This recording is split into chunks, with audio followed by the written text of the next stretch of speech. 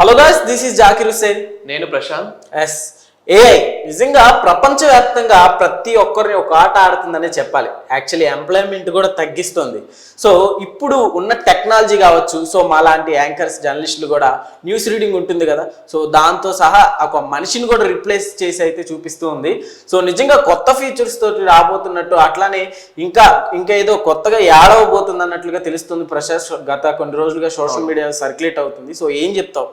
So ముందుగా ఆండ్రోఫిక్ world war అయితే కొన్నిటినైతే launch చేయడం అయితే జరిగింది. క్లౌడీ ఓపస్ 4ని సిరీస్ లాంచ్ చేయడం జరిగింది. ఇందులో మరి ఏ విధంగా యూజ్ చేసుకోవచ్చు అనేది అయితే చూపించడం కూడా జరిగింది. సో మనకు ఆల్రెడీ గత కొన్ని రోజులుగా ఏఐ ఏ విధంగా వినిపిస్తుందో మనమైతే చూస్తూ ఉన్నాము. అయితే ఏఐ ఎన్నో పనులు, అంటే 10 మంది చేసే పనుల్ని ఒకే వ్యక్తి చేసేలాగా ఏఐ. అండ్ మనకి ఏఐ కానీ గుర్తొచ్చేది సాఫ్ట్వేర్ లో కోడింగ్. సో కోడింగ్ మనం చూస్తూ ఉంటాము.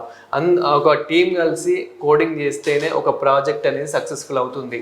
అలాంటిది ఈ ఏఐ ద్వారా, అంటే ఇప్పుడు ఏదైతే క్లౌడీ 4 సిరీస్ వచ్చిందో, సో ఈ సిరీస్లో ఇంకా చాలా ముందుగా, అంటే ఇంకా మనకి 10 రోజుల్లో అయిపోయేది వర్క్ని 5 రోజుల్లోనే చేసేస్తుంది. అంటే మనకు ఒక 1 డేలో అయిపోయే వర్క్ని జస్ట్ ఒక 2 అవర్స్ 3 అవర్స్లో చేసే వర్క్తో పాటు ఒక 10 మెంబర్స్కి ఇవ్వాల్సినంత వరకు కూడా ఒక 2 మెంబర్స్ తోటి కంప్లీట్ చేసే అంత ఈజీగా కూడా చెప్పుకోవచ్చు. అండ్ ఇంకొకటి ఏంటంటే, ఇందులో టెస్ట్ చేసే ముందు కూడా ఒక గేమ్, సో మనకి గేమ్ ఎలా ఆడాలో తెలీదు. అందులో కూడా అంటే ఈ గేమ్ ఎలా ఆడాలి ఏంటి ఒక 1 అవర్లో మొత్తం చూపించేసింది. నెక్స్ట్ స్టెప్ ఏముంటుంది, అండ్ నెక్స్ట్ ఫర్దర్గా ఏమొస్తుంది, మీరు ఎలా ఆడితే విన్ అవుతారు, ఇలాంటిది కూడా ఏ అయితే చెప్పడం జరుగుతుంది. అండ్ మనకి ఇప్పుడు ఈ ఎన్నుకున్న టైటిల్ ని చూసి కూడా చాలా మంది కంగారు పడుతూ ఉంటారు. నీ సంబంధం బయట పెడతా, ఏఐ బ్లాక్మెయిల్ ఏంటి అసలు ఇది? అంటే దీన్ని చూసి చాలా మంది భయపడారు. ఆల్రెడీ మనం మూవీస్లలో ఇందులో చాలా చూస్తూ ఉంటాము. ఏంటంటే ఇట్లా బ్లాక్మెయిల్ చేయడం కానివ్వండి, ఫోన్స్ ని హ్యాక్ చేసి అండ్ మన సిస్టమ్స్ ని హ్యాక్ చేసి మన పర్సనల్ డీటెయిల్స్ ని కనుక్కొని అండ్ ఇలా బ్లాక్మెయిల్ చేస్తూ ఉంటారు.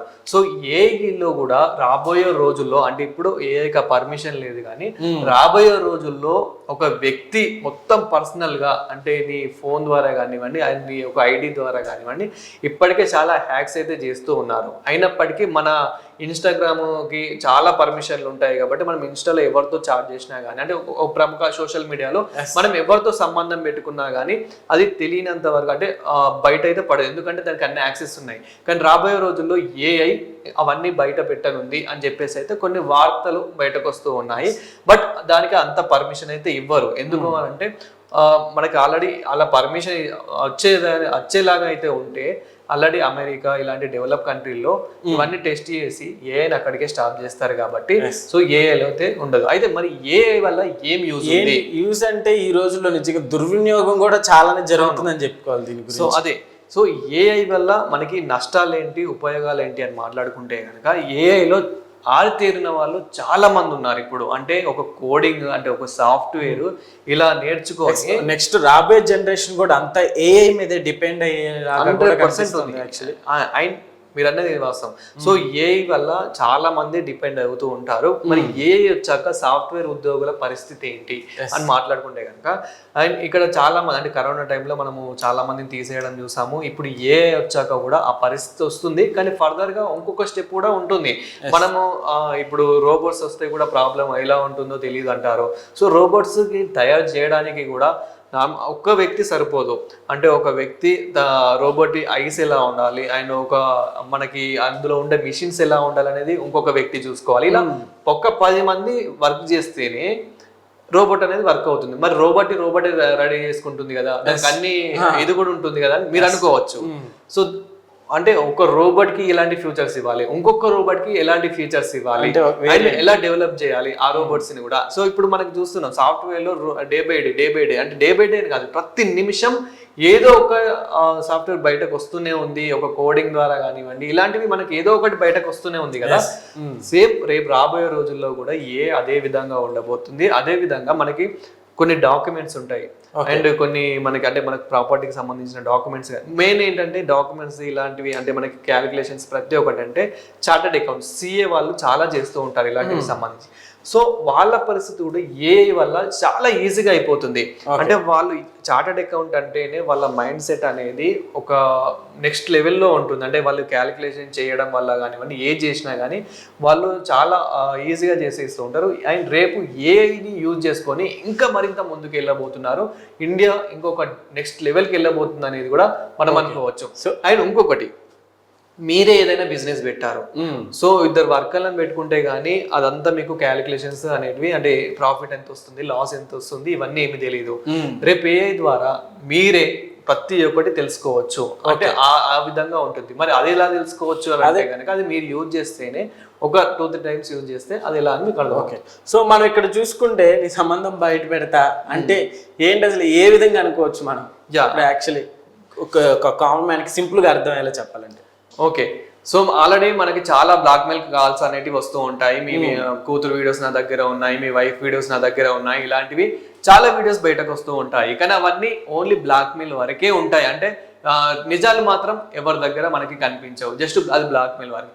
సో రాబోయే రోజుల్లో ఈ ఏని యూజ్ చేసుకొని చాలా మంది బ్లాక్మెయిల్ చేస్తారేమో అని చెప్పేసి కూడా ఇలా బయటకు వస్తూ ఉన్నాయి. కానీ భయపడని అవసరం ఏం లేదు. ఏఐ కంటూ కూడా కొన్ని యాక్సెస్ అనేటివి అయితే ఉంటాయి. సో వీటిని దాటైతే ఎవరు ముందుకు రారు కాబట్టి అలాంటి బ్లాక్మెయిల్స్ అయితే ఏం రారు, ఎవరు భయపడని అవసరం లేదన్నట్లు కూడా సో మనకి డైరెక్ట్ అక్కడ నుండి కూడా చాలా మంది అయితే చెప్తూ ఉన్నారు. అండ్ అదే విధంగా మనకి చాలా వాటికి క్వశ్చన్స్ కి ఆన్సర్స్ అనేటివి తెలియదు.